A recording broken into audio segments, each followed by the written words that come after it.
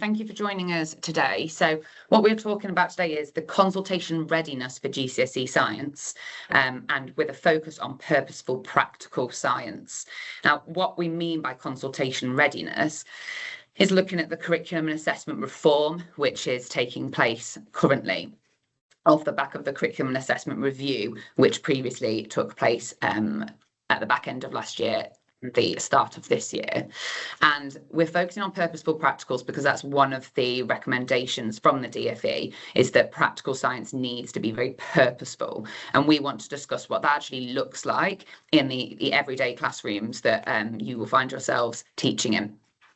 So my name is Emily McRae. I am the science sector lead at AQA. I'm very much wanting to gather insights from stakeholders, mainly teachers such as yourselves, all part of that science community, and prepare for reform, make sure we've got the best qualifications that we can have. And I'm also joined by Steve Jones from Cleeps and Alistair Moore from University of York today as well, who are going to be kind of facilitating some discussion by answering some questions for us. So we're really lucky to have them with us because they're really experts in talking about practical science in our classrooms. So I'm going to go back to the poll now and have a look at what we are saying in the amount of change that we want to see. How much change do we want to see to the teaching and assessment of practicals in GCSE science? So the majority of us have actually said significant change. So some aspects need big change. Only 12% have said very significant change, which would mean a complete overhaul in approach. Slight change, a few updates needed, but generally we want to keep the approach the same, 38%, and only 5% of us have said we don't want to see any change and we just want to keep it all the same. So interested in if anybody finds this surprising. When we put the Q&A on later, please do use it as an opportunity to provide general feedback as well. And again, later we will have opportunities for you to provide your own thinking and to ask questions. If at any point throughout you are really burning to share something, please do use the Q&A whilst I'm presenting. But if we have time at the end, then it would be brilliant for people to put their mics on if they if they did want to. So I'm going to present for a little bit on the situation that we are currently in, because some people may be keeping really close to the curriculum assessment review and the assessment reform, but others, it might not be something which you are particularly focused on. So I'm just going to provide that context before we get into any discussion.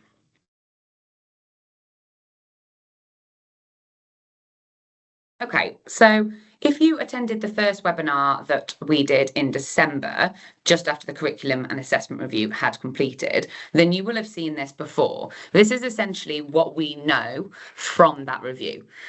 So the DfE have responded to this, and they are supporting an evolutionary, not revolutionary, response to curriculum and assessment reform.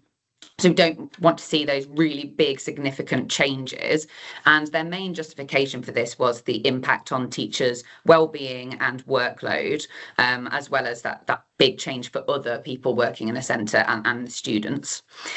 Focus on diversity and inclusion. There's quite a big focus on SEND, and you may have seen that recent white paper that came out on that as well. So they're really trying to push that through Ofsted as well and those visits. Creativity and the breadth, so there are some changes to the EBAC and the buckets that we see to encourage students to choose subjects that have more curriculum breadth. Digital skills and where that's going to be placed is not been sort of finalised, and what that looks like we don't know yet, but they have acknowledged that we need to see more of a focus of digital skills embedded in the curriculum. They've also said a reduced exam time. Now, this doesn't mean a reduced exam time for all subjects. Essentially, what they've said is if students take 9 subjects, then they want to be reducing that exam time down overall, I think, by about sort of 10 to 15%, I believe they said. So it's not massive significant change for all subjects. So we're going to have to wait and see what that looks like. And then finally, with regards to coursework and NEAs, they've said that only sort of where appropriate, so thinking subjects like maybe art, drama, music, where they're very practical based, and it's the most valid assessment model, would we see the retention of NEAs, but we wouldn't be inviting them to subjects where it's not the most authentic or valid method, mainly due to concerns in reliability, comparability, use of AI, things like that. So that's what we were told in the curriculum assessment review. So what's happened since the curriculum and assessment review? So there haven't been massive, significant, if you like, announcements that you will have missed about GCSE science or A-level science. I'm just going to say that now. This today is not going to be a revolutionary update where I am, telling you something massively significant. But there has been some work obviously going on in the background, and there are various consultations and papers that have been released, which do give us suggestions about what we would see in a reformed curriculum. So the government responded in November. Since then, we've had the Ofqual's on-screen exams consultation, which ended in January. So there was opportunity for any member of the public to feed into that and how they feel about the use of digital exams across subjects, but also for learner needs, etc. Then there was the white paper released on every child achieving and thriving. So again, we had that SEND focus there, and the government has made certain commitments to that. The Children's Wellbeing and Schools Bill, as well as in its final stages now, so looking at kind of the student as a whole, and other sort of extracurricular factors as well are being considered there, more than just curriculum and assessment. The Key Stage 4 performance measures and targeted rise extension consultation has recently opened, end of Feb, and it will close recently on the 4th of May. And then finally, there is 16 to 19 level 1 English and Maths qualification consultation, which is currently open and will close on the 2nd of June. So if you do, have colleagues, or you might teach maths and you wanted to, buy into that consultation, then you could give your thoughts. So moving on, what do we actually know beyond the curriculum and assessment review about changes that we might see? So the first one, which I've just touched on, is 16 to 19, and it's some new qualifications that are level 1 that are preparation for GCSE. So this is to combat the resit issue with level 1 English and Maths. And again, I'm not going to spend ages going into this because we're here to talk about science today. I'm a science teacher, we are science teachers, but for those of you that may be interested in this, essentially, they've designed these qualifications as stepping stones to GCSE, and they are graded so that you could see where learners are at, so that those that have failed their GCSE maths and not achieved that necessary grade, and who are currently working towards resitting them in their 16 to 19 education, they could do this qualification first as a stepping stone to kind of see where they're at, rather than just kind of resitting the same questions over and over again. So the qualifications will be kind of closely aligned to the GCSE subject content, but the way they're designed would be slightly different, so that there's a specific tailored route for those students that focuses on kind of the core blocks that students struggle with, like fluency, numerical fluency, rather than just focusing specifically on the GCSE content. So the other thing is the Progress 8 and Attainment 8 reform. So that has changed slightly. Again, I'm not going to go really into sort of the buckets, but you can see that online on the DfE's response, where essentially to encourage breadth, they have and recognise more creative subjects. And that does slightly change the slots for science, though not something that we imagine would invite really significant changes to the subject in any way. Thirdly, as I mentioned previously, we've got the SEND reform. So the government has made commitments of investing 1.8 billion in access to specialists, to support in schools. They've slightly changed sort of requirements for things like EHCPs. So if you were interested in SEND, And then that white paper is available to look at and worth a read. And then finally, digital exams. So as we said, there was the on-screen consultation earlier this year, and Ofqual and the DfE have given the green light for digital exams. However, it is currently restricted in the qualifications that they are looking that might work for. So it's not something which we imagine is going to be a very widespread application of digital exams, particularly in subjects where the cohorts are so large, such as English, maths, and science. So there is ongoing consultation, ongoing discussions about digital exams, and hopefully we'll find out more later this year. What they haven't confirmed yet, so they haven't confirmed the timings of the consultation specifically. So we know that there will be consultations where the public, including obviously all teachers, can feedback about new subject content that is being drafted. So it's currently being drafted now, and at some point, we're hoping towards the end of this year, you will be able to feedback on that new content and what you feel about the new topics. Also, Ofqual are likely to do a consultation on the assessment. Again, that's to be confirmed, but when that'll be, but you'd be able to feed back into that as well and how you feel about different assessment models. And they also haven't confirmed yet which subject is in each phase. So again, if you attended previous webinar, we looked at a timeline, which I will show briefly in a minute, which showed that there are phase 1 subjects, which will be first teaching 2029 and first assessment 2031. And then there's second phase subjects, which are first teaching 2030 for first exams 2032. And what they haven't confirmed yet is which subject falls into which phase. So what's next? I appreciate there's a lot of text on this slide. So what's next? So obviously we're gathering insight as much as we can so that we can feed that back to the DfE, and we'll have some opportunities to do that today where we're asking you your thoughts on practical science.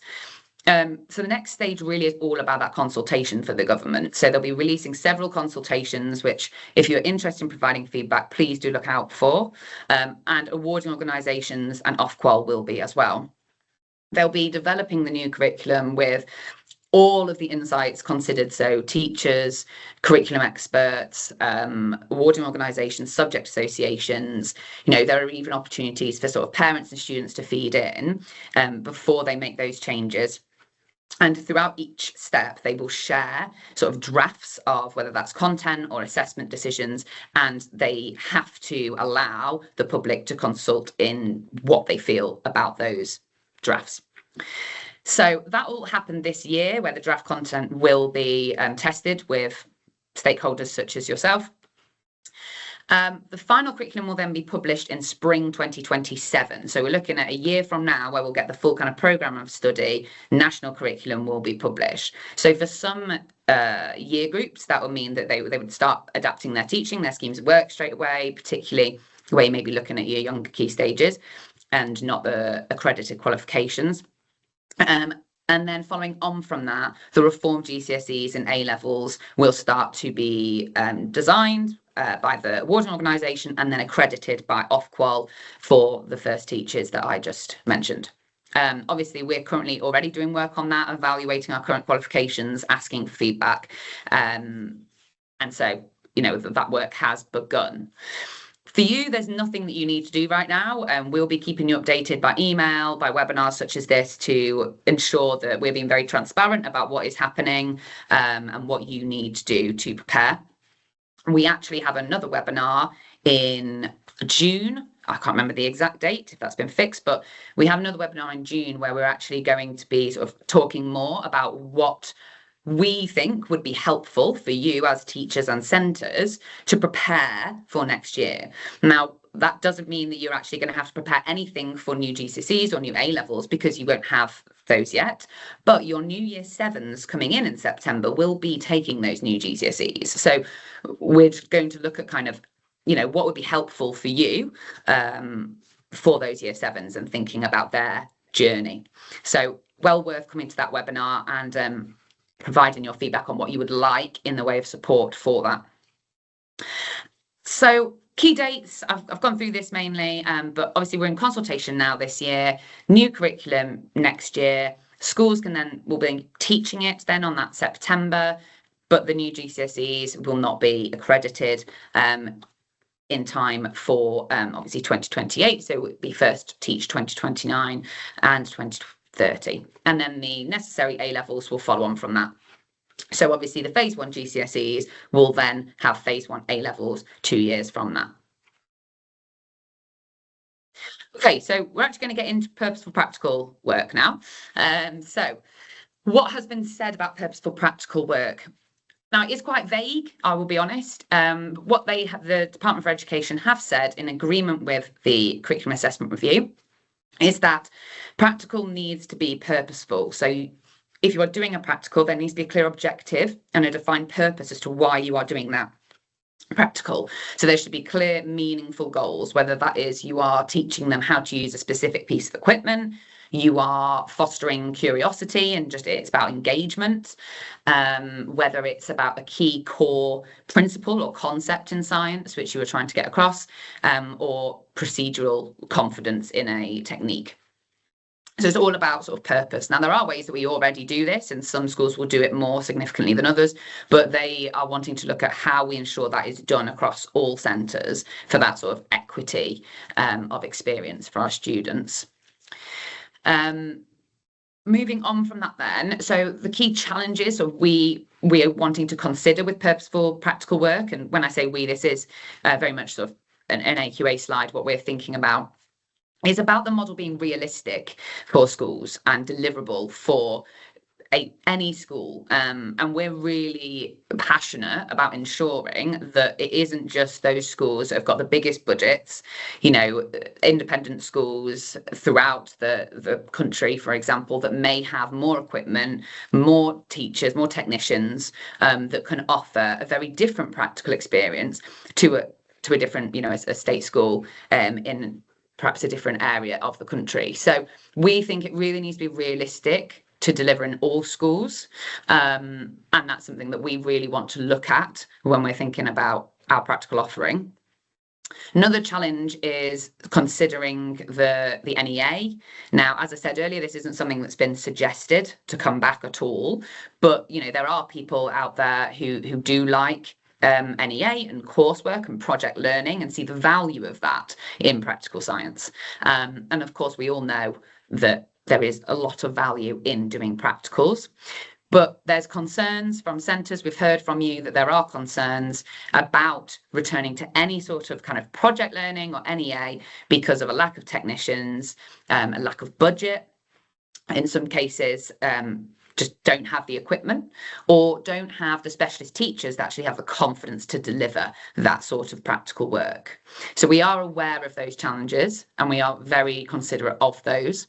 What we are looking at is essentially reviewing everything. So we at AQA have been doing surveys and focus groups, which some of you may have attended, to review the apparatus and techniques, to review the required practicals and the working scientifically skills, and to really look at in depth what isn't working and what is working, and to keep that retained, not just change for sort of change's sake. Now, obviously, a lot of this is dictated by the Department for Education, but we can feed back to them, and that's what we are hoping to do through things like this. Okay, so the current landscape, and there's a final slide before I stop talking for a minute, the current landscape for practical science. I'm sure we are all aware of this, but I just wanted to kind of set the scene. So the apparatus and techniques list are specific practical competencies, for example, using a microscope or measuring rate using pH, or setting up a circuit, for example. Now, they are set by the Department for Education. So those sort of practical requirements would be dictated in the draft subject content. So that is not something that comes from an awarding organisation. The working scientifically skills are the same, so they're the broader thinking kind of inquiry skills. So whether they need to be able to interpret a graph, analysing data, sort of thinking, thinking critically like a scientist, evaluating sources. Again, they're also set by the Department for Education.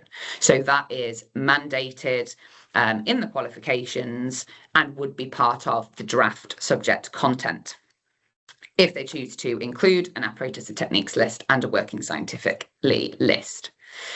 How that translates to the qualifications then is through the awarding organisations taking those mandatory lists and translating those into set required practicals, which ensure that all schools are meeting those expectations. So we design the required practicals to make sure that they meet the ATs and the working scientifically skills. So that's the current landscape we're in. Now, that may not stay the same. This could change at reform.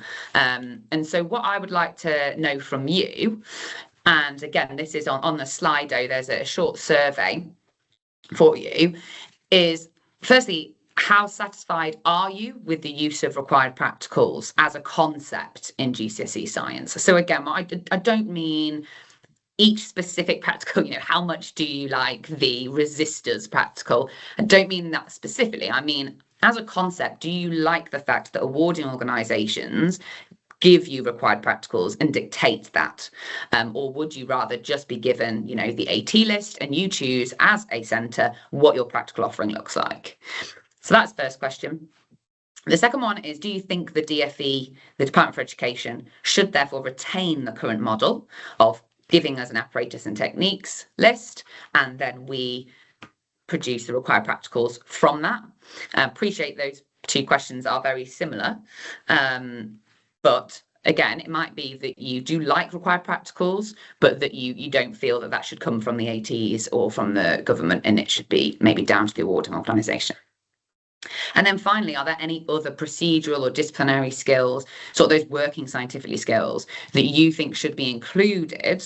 I appreciate we haven't got a list here, but if you can kind of think about what you're offering in the classroom, what you tend to deliver in the practicals, is there anything which springs to mind as missing in kind of a new, more modern society that isn't included in those lists of skills? So I will just give a few minutes to have a go at those questions.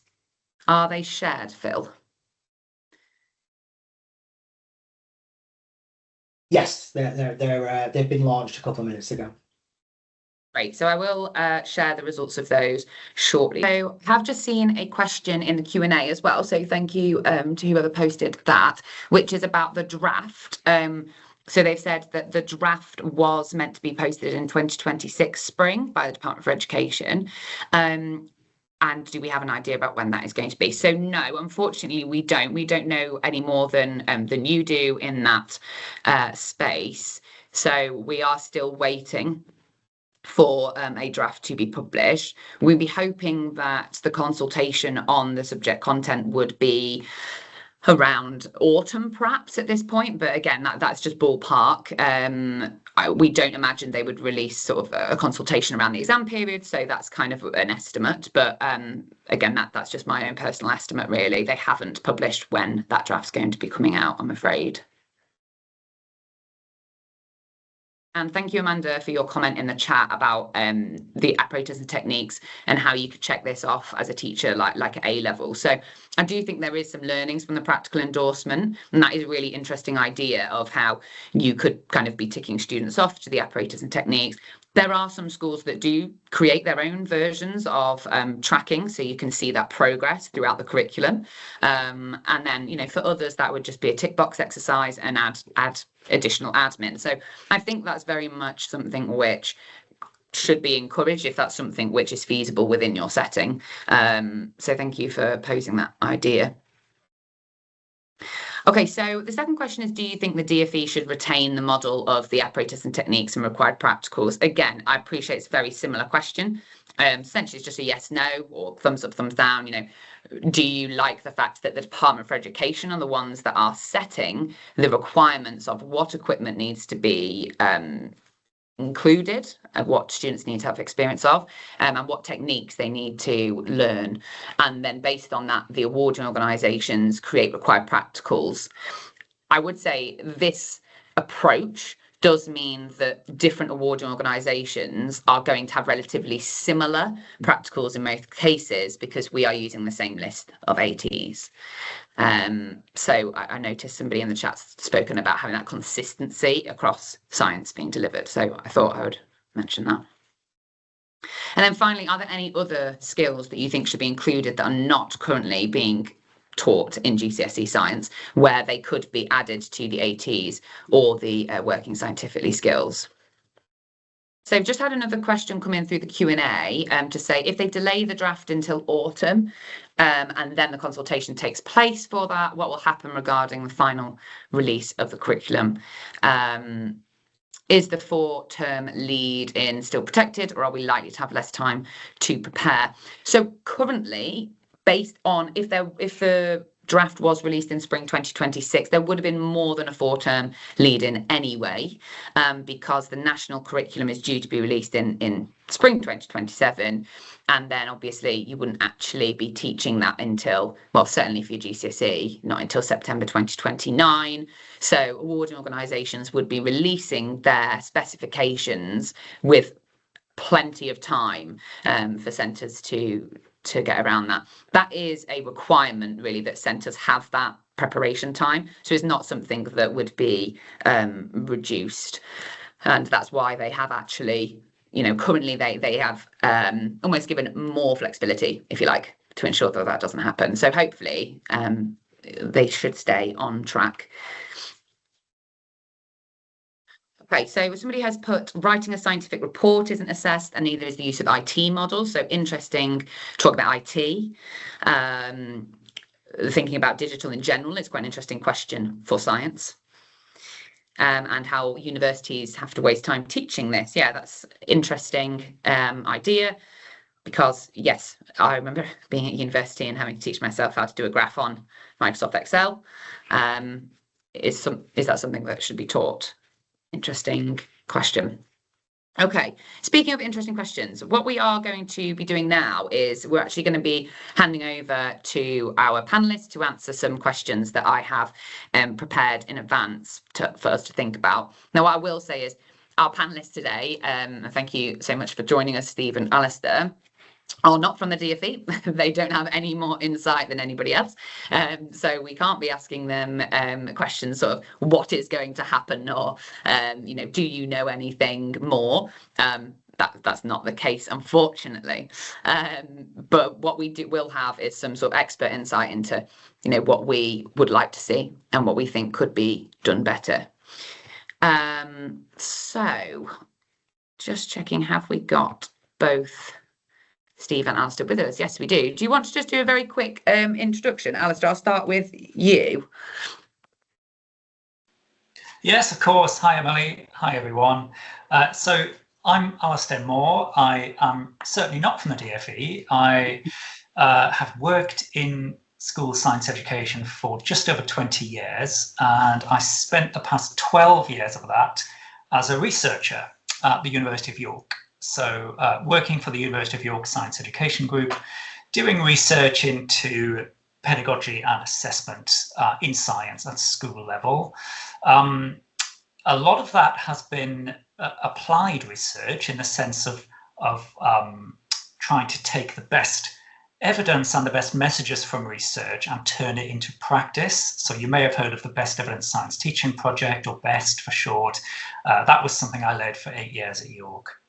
And part of my research has focused on practical skills. So getting at this issue of how do we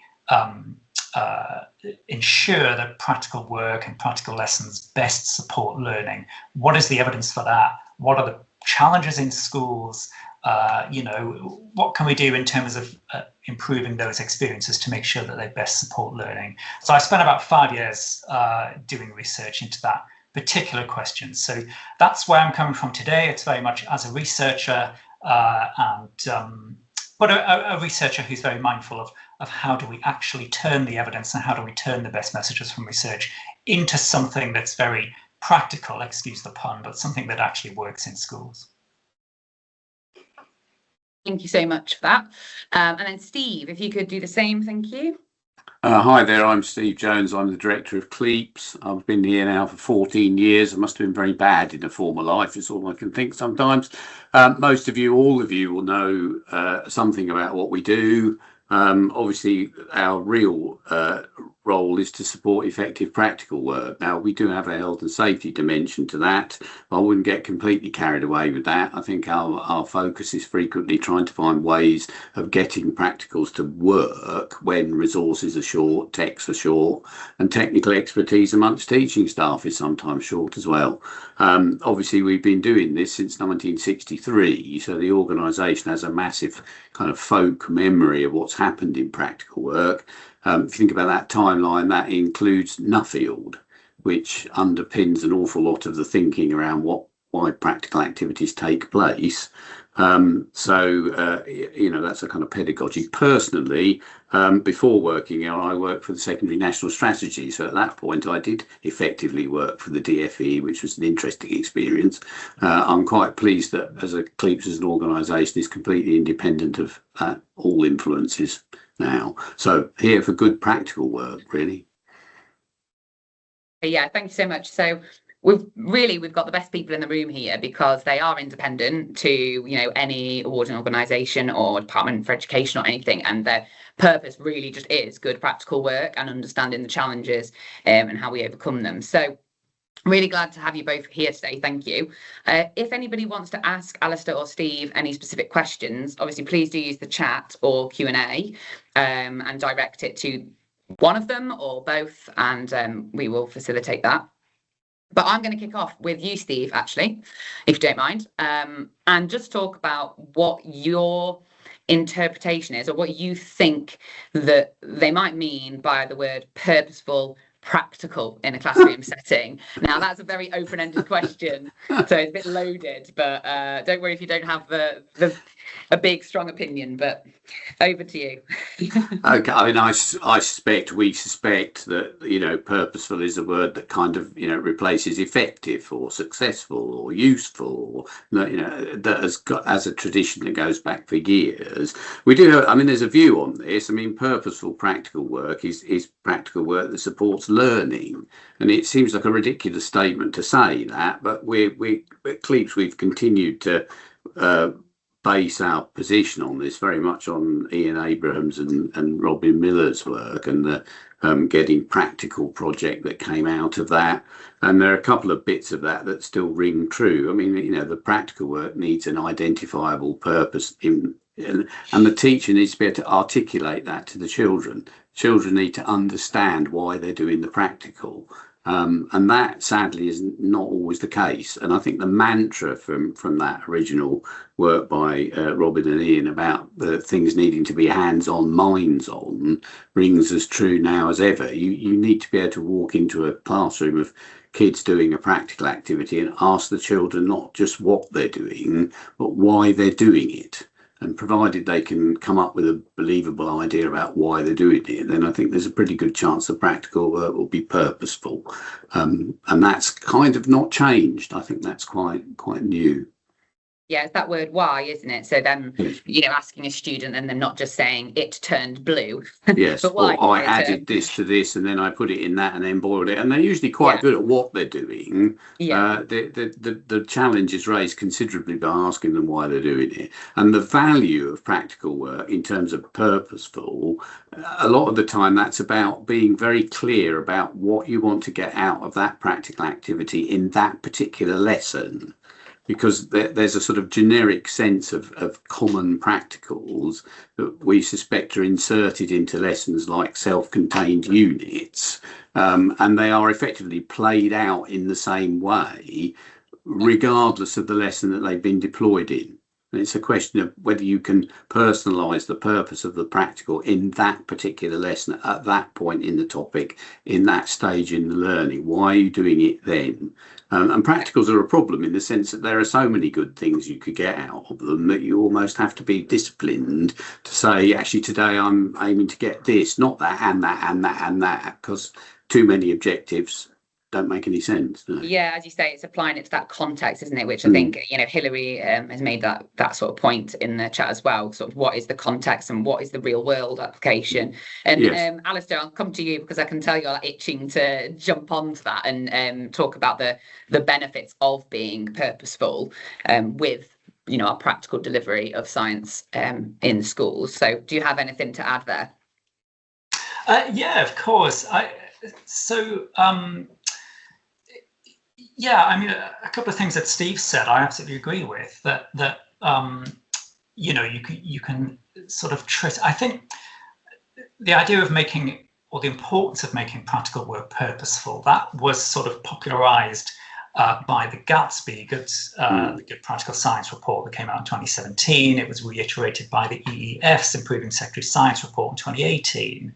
So really, they both highlighted the importance of making science practical work purposeful, but you can trace that idea back to the work that Steve mentioned, which was Robin Miller's work here at York with Ian Abrams that resulted in ASC's Getting Practical project back in sort of 2009. So, when we think about what is the purpose of doing any practical activity, one of the purposes is it's on the spec. And we have to do it because it's on the spec and because it could well be on the exam. So, that is a reason to do it, but that isn't a learning outcome. So really the message that came from that research that was done by Robin Miller and Ian Abrams was, think about what learning outcome is it in particular that you want a particular practical activity to achieve. Now, they defined sort of three broad categories of purposes of practical work. One was to develop scientific understanding, what we might now call substantive knowledge. So, allow students to see with their own eyes the effect that light intensity has on the rate of photosynthesis or whatever it is. So develop some scientific understanding. Or second, to develop, the ability to use a particular piece of apparatus or follow a particular procedure. Or third, to develop the sort of working scientifically understanding of that cycle of collecting data and analysing it and drawing conclusions. So three broad categories of purposes. Then when you look at, Gatsby and the EEF in 2018, 2017, they added two more broad purposes, which is, to develop transferable skills such as teamwork, perseverance, oracy, all that kind of stuff. And also to increase motivation and engagement. There's plenty of evidence that practical work does that. So 5 broad categories, they're sort of referred to as the Gatsby 5, I think, sometimes. 5 broad reasons why you might do practical work. But within those, for every practical, there's a lot of nuance there. So if your broad purpose is to develop ability to use scientific apparatus, which particular piece of apparatus is it? Why are we doing this practical? Is it to learn how to use a burette, for example, or whatever it is? If you know that as a teacher in your planning, if that is the purpose of doing this practical, is to learn how to use a burette, then it allows you to plan focus into the activity, and it allows you to plan in the guidance that you're going to give to the students. How are you going to focus them on that particular learning outcome? The room's going to be busy, the practical's going to be busy, we'll be doing a lot, but the one thing we're going to focus on, laser focus on, is how do we use the burette? How do we set it up? How do we calibrate it? How do we read off the scale? All that kind of stuff. So the benefit for a teacher of in advance picking your one purpose of this practical is so that you can plan in how you're going to guide the students to focus really in on that one learning outcome. There's research evidence that without that kind of guidance, students get distracted by sort of procedural matters. They get distracted by just trying to follow the method, just trying to get the result they think they're supposed to get at the end. They're not really thinking about the one thing they're supposed to be thinking about in this practical, which is learning how to use a burette. So I think the benefit of making it purposeful is you in advance as a teacher know what your learning outcome is. You focus on that and you give plenty of guidance throughout that lesson that focuses the students in on that one thing. And it's that focus, I think, when you look at the research evidence, it's that guidance and that focus that really helps that lesson to better support the learning outcome. Yeah, that's great. Thank you. There was some really good research referred to there as well. And I did just put a comment in the chat that when we share the recording of the webinar, we will also share the reports and research that's been referred to there. Because that point of being focused is really, really critical, isn't it? Because you just, otherwise there's too many distractions for the teacher and the learner. It's too much. Yeah, I couldn't agree more. And I think that's where, you know, some sort of open-ended investigations and certain, you know, really long practicals as well can sometimes lose students if you're spending several sort of lessons going through something and the focus isn't clear. So yes, great. Thank you both on that. That was great. Steve, I'll come back to you then. So you mentioned that one of the key objectives of CLEAPS, who for many, many years have been supporting teachers of science, is when teachers have got limited budget or they've not got the expertise or the equipment and they're constrained in that way, you help support kind of alternative methods or good strategies. So could you talk to some of the like best strategies that you've seen to ensure purposeful or effective practical work under those constraints? I mean, the most obvious thing is microscale. And I mean, it would be difficult to pass through this without talking about microscale. I think the UK's been a very slow adopter of microscale techniques when compared to what's going on around the world. But I think it's now really beginning to gather pace. It's quite sad to present it as a deficit model. You know, you haven't got the right equipment, so you can use this smaller equipment. And I think that my colleague Bob Worley works here still, in spite of now being almost 80, and is as sharp as ever, has always said that there are really positive reasons for having a microscale approach to an activity which have pedagogical benefits, not just it costing less or it being safer. I think one of the issues has been that the definition of practicals within high stakes assessment has ended up with that making it more difficult for teachers to adopt alternative methods. So there is a real issue that if your practical activity is in some way high stakes, if some aspect of it's likely to be assessed, if your teacher doesn't follow the procedure as envisaged by the awarding body, by the DFE, whoever set it up in the first place, you somehow disadvantage the children. And that's a real fear, and we understand that is an issue, because at the end of the day, teachers are committed to get the best outcome for the kids they can, regardless of what they think about the framework they're working in. So we've seen, not resistance, but a difficulty in saying, look, this is a viable technique. It's much more approachable. It's more affordable. It's less wasteful. It's quicker. Oh, but it doesn't look like the one on the exam paper. So therefore I daren't do it, because by doing it, my kids might not be able to answer that question. I think that's resolving itself, but painfully slowly. And I suppose if there was one thing that I'd make a plea for, it would be, try to strike a better balance in defining what the practicals are that are going to be required, and try and get those more flexibility for teachers to use slightly different techniques, because those will be more accessible.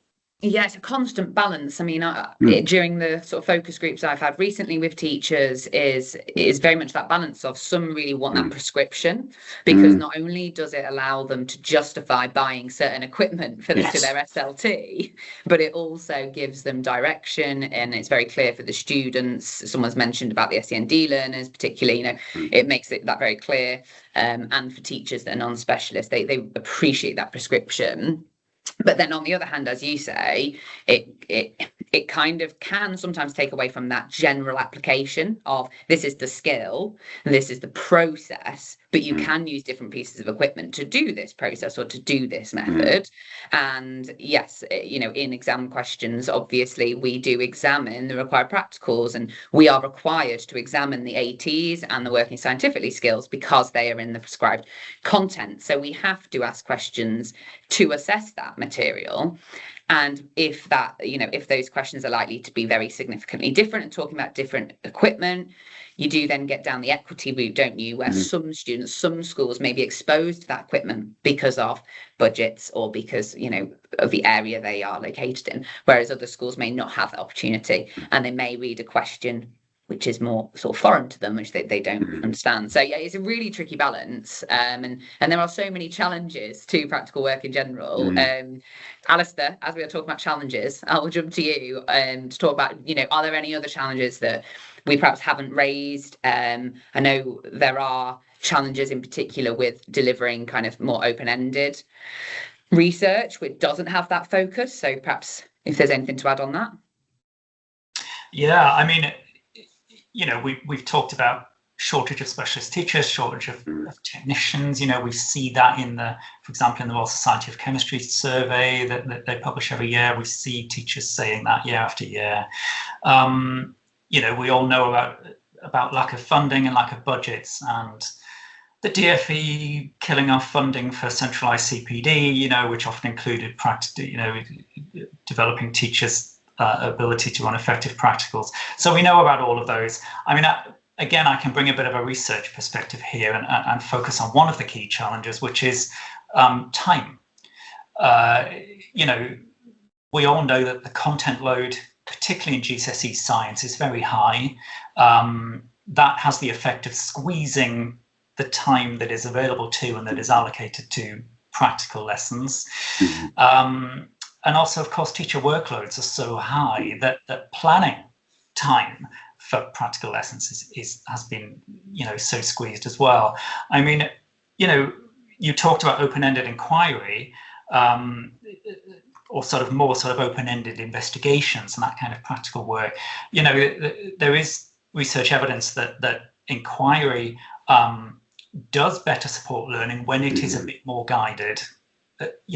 Obviously there's a whole spectrum of how open-ended guided inquiry can be, but there's plenty of research there from various jurisdictions around the world that it does better support learning and it does better support performance in written examinations when it has had a bit more teacher guidance and when there's more time allocated for teacher-led discussion of what exactly they're supposed to be learning. So there's still a heavy element of student-led inquiry there, but generally they perform better in assessment measures afterwards when they've had more time spent with the teacher engaging in teacher-led guidance and teacher-led discussion. But of course, doing that in practice takes time. It takes more time in the lesson and it takes more planning time for the teacher in advance. And time, of course, is the thing that has been so horribly squeezed. Yeah. And there's a lesson there, of course, for curriculum reform. If we can reduce the substantive content of the piece, we can make more space and time for planning practical work and doing practical work. Yeah, and I think that is, the biggest ask that we have asked the DfE for. And I think there was the report said 80% of science teachers want to see a reduction in subject content. To be honest, I was surprised it wasn't 100% when I read that. But I'm sure everybody agrees with that. There's a Lewis Wolpert quote, isn't there, which I think it was quite popular during the National Strategies period, where it was teach less, understand more. Which I'm afraid lives with me to this day. If you create space to think about what you're doing, the chances are you have a better level of understanding. On the subject, the idea of cutting things out, I'm surprised that 100% of people didn't say we need less stuff. We need to follow that up, though, by asking said folks what exactly is the stuff that they would be prepared to cut out. Yes, and that's a very difficult question because again, I have asked that of teachers a lot, and we get different answers. No! You can't have a GCSE without this bit or that bit. Some agreement because everybody's got their favourite bit, haven't they? We were asked that by the DfE. What would Cleach be prepared to cut out? To be quite honest, anything. I really seriously fundamentally believe if we taught less, we'd do it better, kids would understand more, they'd enjoy the subject better, the pedagogy would be better, everyone would be a whole lot stressed. And if we didn't learn any AC theory as a result of that, maybe that's not the end of the world. But there we go. I can be mugged on my way home tonight. No, I mean it's that Yes, breadth. the blast furnace has gone. I've just noticed somebody's noticed that. Yeah, I mean you're always going to get different opinions, aren't you? I mean, Mm. it's that breadth versus depth argument, isn't it? Which is, you know, the DfE Always have been. recognised as a problem. Yeah. So hopefully that is something that we will see improved. Right, back to sort of talking about the practicals then. So Steve, you have talked about how you've been doing this for a long time and in your previous role. So you are familiar, you know, with the previous system as well, where we And the saw one different... before that. Well, I won't say anything, but the different approaches that we've had to practical work. So is there anything you think we can learn from those different approaches? You know, when we had the ICEs and the EMPAs and that sort of non-examined assessment coursework, you know, what didn't work about that? Why did we change? And what learnings do you think we have? I thought this was quite an interesting question when I looked at it ahead of time, because it kind of almost seems kind of almost pointless to try and answer it, really, because I mean the previous system was not great. I mean there are very few people who would leap up and say what a marvellous thing an ISA was. And actually the sad point about that was that made it quite easy to do almost anything, because anything would be better than what was going on before. And I fear that might have kind of swayed what happened at the last reform. I mean, the fundamental problem is that we're trying to engage with practical work to contribute to a high stakes assessment environment, and it's not a very good device for doing that. So we currently, I mean, there's an assertion there's 21 practicals in the current GCSE arrangement. So in theory, that might be more than people were doing before. Yeah. Might be. In many cases, it might be less. Because not everybody was only doing the ISAs and the EMPAs in the previous setup. There's also a question about whether what does doing 21 practicals actually mean? You know, if you showed them a video or done it as a controlled demo, is that doing the practical? Does that count as one of the 21? Because I'm pretty certain that isn't what I understand by doing a practical. I mean kids doing the practical, not watching someone else do it for them. So I found it quite difficult to make any meaningful comparison. I'm not particularly fond of either of them. I would say that the impact of the current system was nowhere near as bad as we thought it might be, which is a very positive thing for me. Basically, you're saying that the required practical approach and the way that we've done it is lesser evil, less bad than it might have been. Yeah, I mean, we really did think that it would narrow the scope of what was being done in a catastrophic fashion. And to be absolutely honest, that's not really supported by what we see on a day-to-day basis. They have a very large role. Required practicals do tend to dominate people's conversations about practicals, but they haven't obliterated the creative use of practical work to support learning in other ways, and that I took that to be quite encouraging, because it suggests there's a core understanding and people are still doing practicals.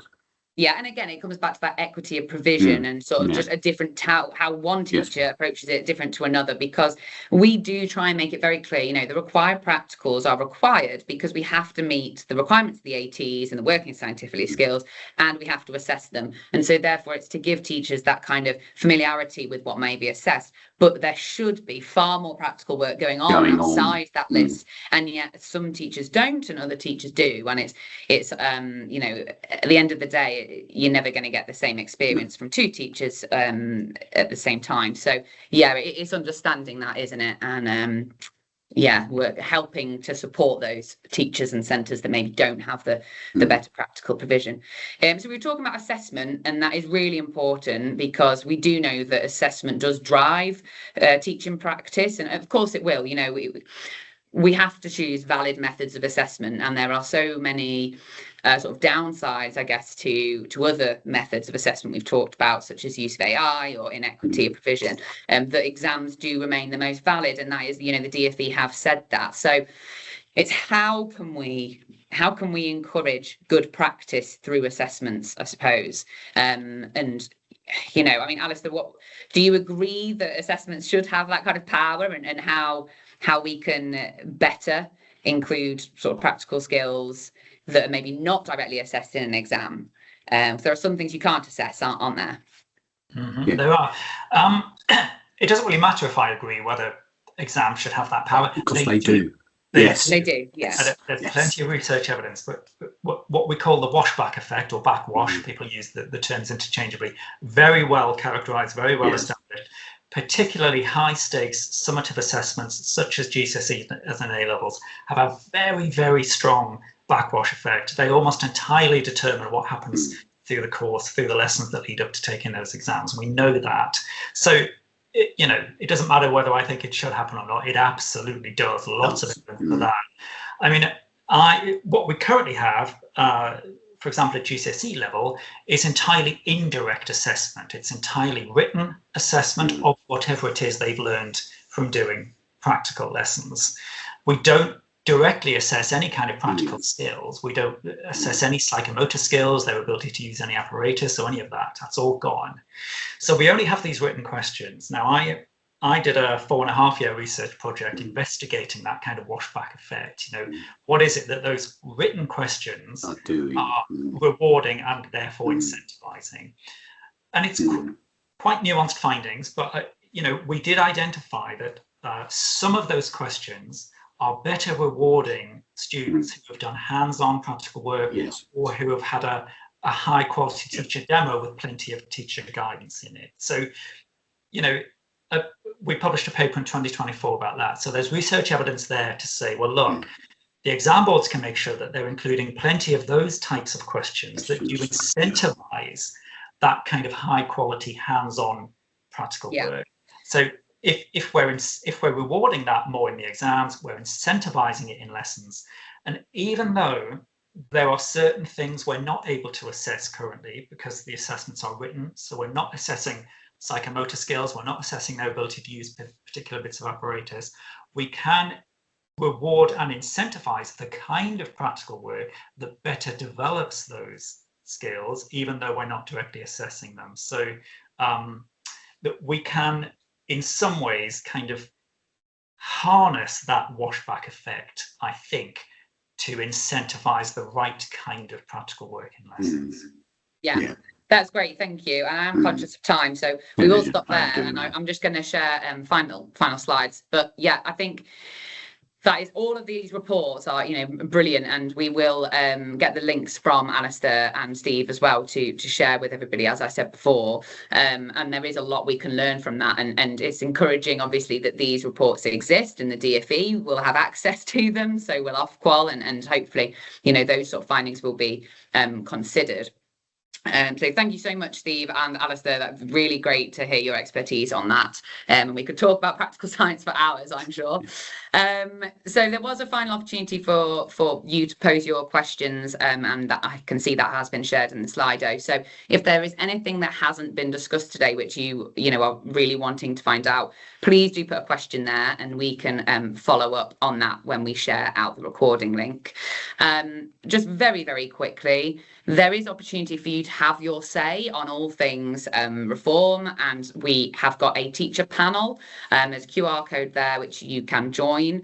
That teacher panel is essentially a monthly survey that goes out on different areas of curriculum and assessment, and from that you can share your email to take part in focus groups. So that is where I have been forming the contacts for the focus groups in science. So far we've discussed the apparatus and techniques, we've discussed subject content and topics we'd like to see kept or removed. We are going to be discussing the actual required practicals themselves and kind of the challenges you find with each one, which I'm sure Steve could basically write an entire paper per practical on that. So please do sign up to that. And finally, I have got some useful links here relating to the curriculum and assessment review and everything I spoke about at the start. What I'll do is I'll add the links to the research to this as well, and we'll send them all out with this recording. And just finally, again, thank you so much for joining us today. I know it's really sunny outside, so there's a temptation to go out and have a drink in the sun. But we really appreciate everybody joining, and particularly again to Alistair and Steve. So thank you so much, and enjoy the rest of your evening, everybody.